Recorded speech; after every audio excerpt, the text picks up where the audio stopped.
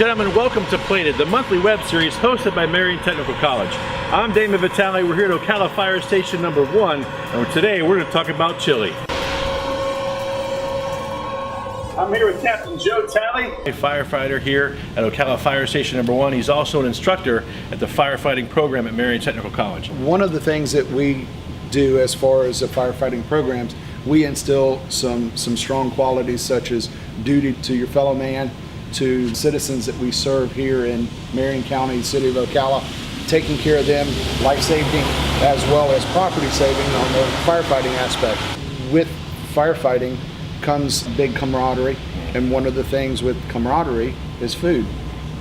Excellent. What do you have in store for us today? We're going to go into our kitchen and we're going to whip up some chili, some firehouse style. Excellent. Looking forward to it.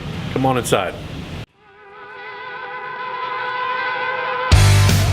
Thank you so much for letting us come into your kitchen. You're welcome. You're welcome. I know you guys can make some great chili every year at the Marion County Chili Cook-Off. Absolutely. And today, we're a guest here at Ocala Fire Station number 1, and we're going to profile one of the dishes that he uses here every day. Captain Talley, what is some of the ingredients we have? So the base I start with for any chili is our meat. A ground chuck, or even a market ground where some places use trimmings for their steaks, and they grind it up. So at least 80-85% lean to 15 or so percent fat. And then we also have ground Italian sausage. And that's my base for the chili. Also some green pepper, sweet onion is what I prefer to use. Then also I have a chili bean, which is a pinto bean with some chili sauce and seasoning already in it. Then some kidney beans. You use light or dark red, whichever you prefer. Then I have diced tomatoes and crushed tomatoes. The crushed tomatoes could also be pureed tomato, which would be easy enough to do yourself if you wanted to do this a little more in-house, if you will, instead of using canned ingredients. But in the firehouse, we have to be quick about what we do a lot of times. So meal preps sometimes can't take hours, it needs to be minutes. So there's where the canned goods come in. Right. And then our seasoning, I use a box pre-mixed, pre-portioned mix where it's got chili seasonings in one pack, some cayenne pepper if you want it a little more spicy, some salt which is separate because some people might want a little extra salt for their meal, and then a mesa flour which is a thickening agent. Which makes it even simpler in the sense that it's already prepackaged seasoning ingredients, because once again it's about speed. Because at any moment right now where we're filming, Captain get called out and we're going to have to cut it short. So when it comes to ground beef, is it ground beef good, ground sirloin, ground chuck? Well, or does it make a big difference as long as the fat content? To me, it's as much about the fat content in the meat as well. I've used venison, I've used bison, but again, those meats are usually a little more lean. Right. So if some fat has to be added to it, of course, adds to the flavor. But also that's where the sausage comes in, because sausage is typically a little more fatty. But I use an Italian sausage, so there's a little other seasoning that goes along with that. And I've used Italian sausage in my chili for well over a dozen years. Right. So. Excellent. Excellent. So next, we're going to take all these ingredients, we're going to put them in one pot, because speed and efficiency is crucial, as you never know when those tones might ring.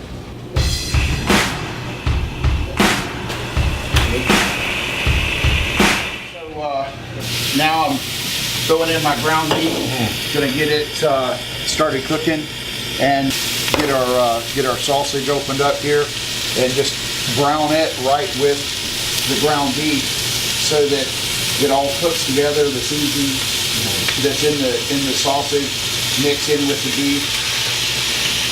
I noticed you're cooking in a cast iron skillet. Traditionally, chili is usually made in cast iron. Would you agree? I absolutely would agree. And to me, I think cast iron is a better cooking pot, if you will, than a stainless steel or even a Teflon line. With Teflon, a lot of people don't realize that as they scrape around with utensils and stuff in the pot while they're cooking, some of that Teflon might come off. Correct. So I think cast iron maintains a steady heat source. So much more steady. And the other thing is that we're cooking on gas here. Right. I think gas is easier to regulate. It gives a more even heating, especially when you're using cast iron. And as chili is originated in Texas, way in the 1800s, I would assume they were probably cooking on cast iron as well. Absolutely. Do research with the cowboys, if you will.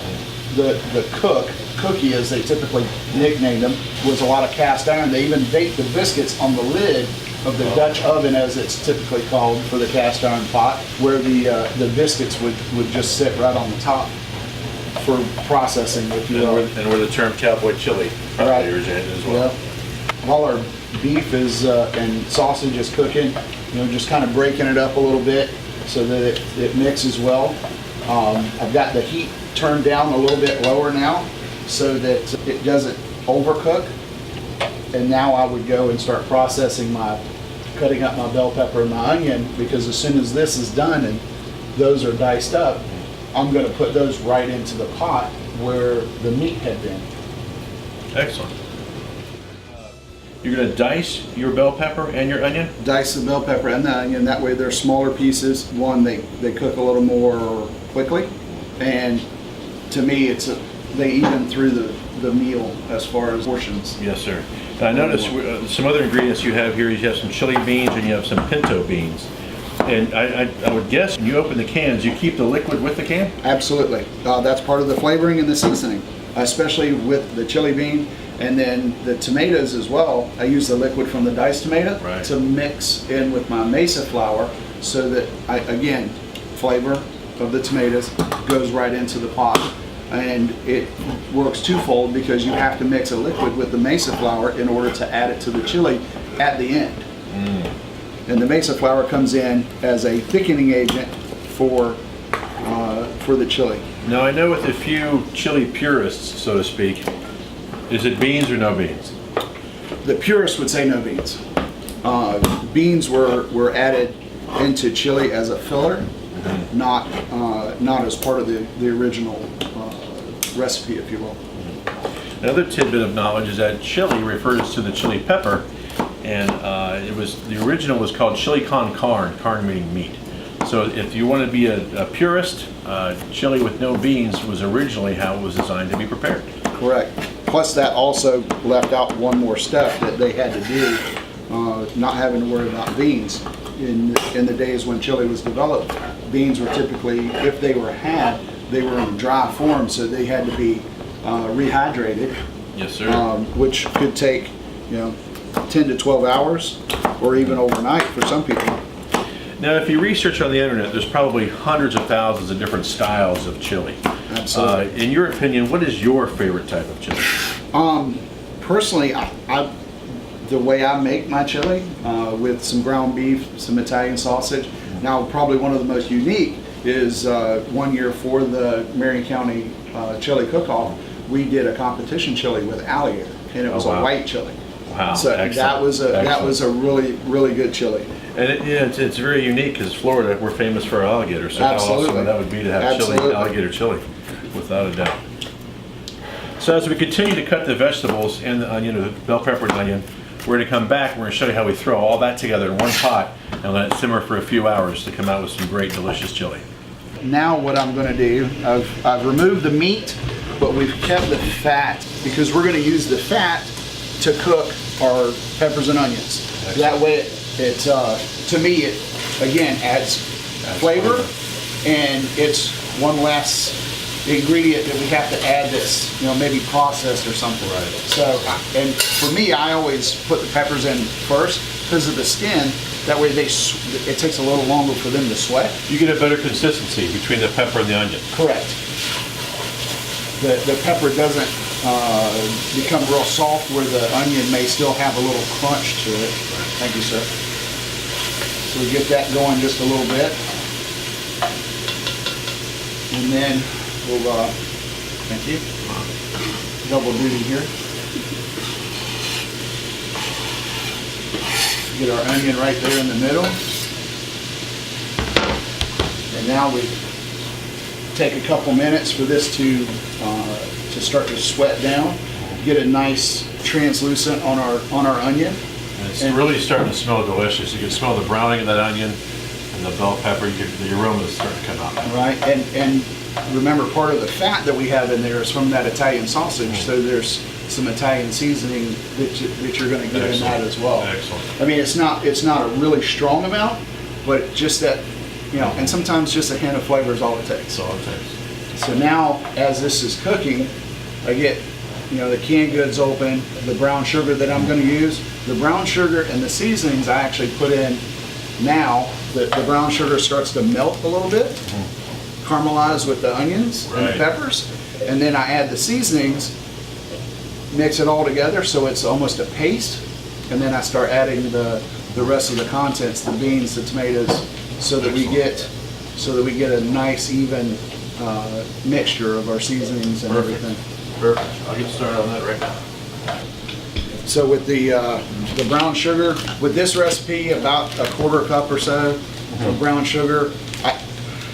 Like a lot of home cooks, I probably don't measure very much. Right.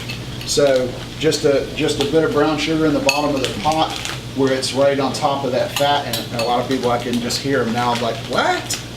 But but that way it starts to brown, and now I'm mixing it with the peppers and the onions.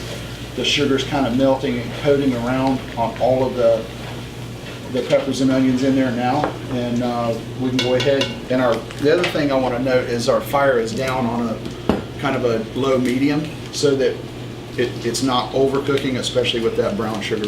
We've got our chili mix seasoning that we're going to add into the pot, so that we get a good coating on our vegetables. And the little packet that you have, that you just opened there, is a cayenne pepper. Some people may be on the more mild level of the chili, so they may choose not to add the cayenne pepper. But to me, a little bit of heat in chili is okay. So we'll go ahead and add that, and then the salt, where that comes in. Again, we've added some fresh vegetables and the ground meat, which do not have any seasoning themselves. Right. So we'll add, about half or so of the salt to that. And we can adjust it accordingly at the very end as well. Absolutely. And season to taste, if you will. So now we can go ahead and add some tomatoes and beans. That we're saving the juice for. We'll go ahead and chili beans. Crushed tomatoes first? Crushed, please, yes. Excellent, thank you, sir.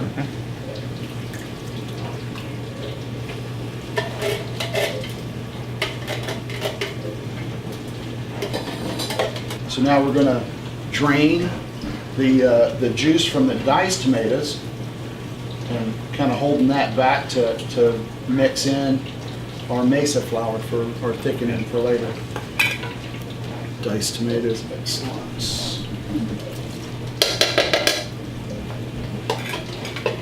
There's always beans and tomatoes. Always seems to be some that want to stick in the bottom. Yes, sir. Excellent. Go ahead and get those beans in.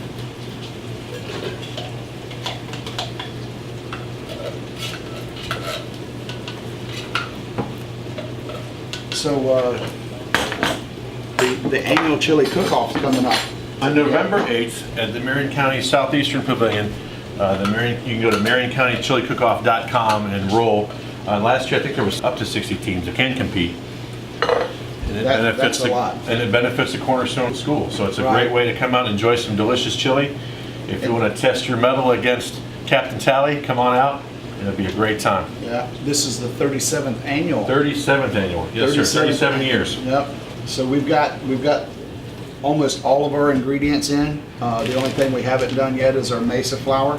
I'm going to go ahead and add the ground beef and the sausage back to the mixture.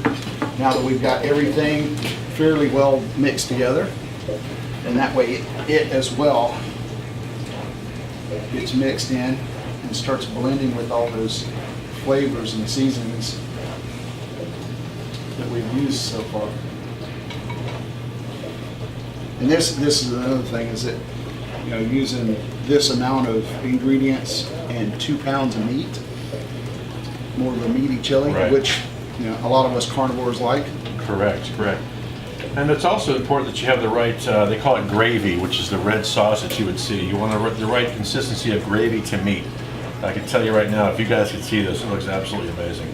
So what I'm doing now is I've taken the mesa flour and I've combined it with the liquid from the diced tomatoes so that it's well blended. And now I'm going to dump it into the pot of chili so that it thickens up even more. So you're removing all of the clumping of the flours. Correct. Yep. So you got it where all the clumps are broken up for the most part. And as the chili cooks, and I typically let my chili go at least 6 hours. And a lot of times, like for the chili cook-off and such, I will start mine 24 hours ahead and have it simmer all through the night. And I'm up and down out of bed. Right. Stirring the chili, you know, so it's so it doesn't stick to the bottom, and it has still that time for the seasonings and flavors to blend together, which the longer chili goes, the better it tastes. Right, correct. And the seasoning is just blended and mixed so well together after at least several hours of cooking. Perfect. So. You ready? Yeah.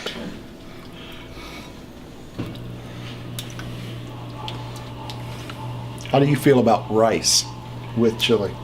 I know some people are like, I want some rice. Yeah, I'm a purist. I like it just like this. It's a filler. It's exactly right. That's exactly right. So we talked about a little bit of the history of the chili, beans or no beans. Captain Talley did a great job putting some beans in this. The gravy looks great. I can see the tomatoes. I'm ready to dig in.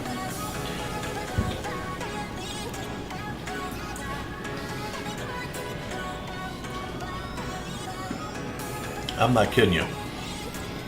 There's some stiff competition coming up on November 8th. Feel free to visit our website. Come by and say hi at Ocala Station Number 1. Tell Captain Talley hello. Yep, absolutely. Maybe he'll have some leftover chili for you.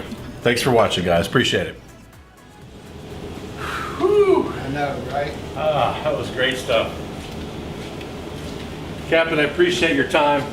What Yes, a sir. wonderful, Absolutely. wonderful afternoon. A little bit of rain Absolutely. outside, but chili calms all that down. It's delicious. Absolutely. It's a good- For more good information afternoon. on the fire department program, as well as the culinary department, don't forget to go to mariontc.edu and sign up today. Thank you.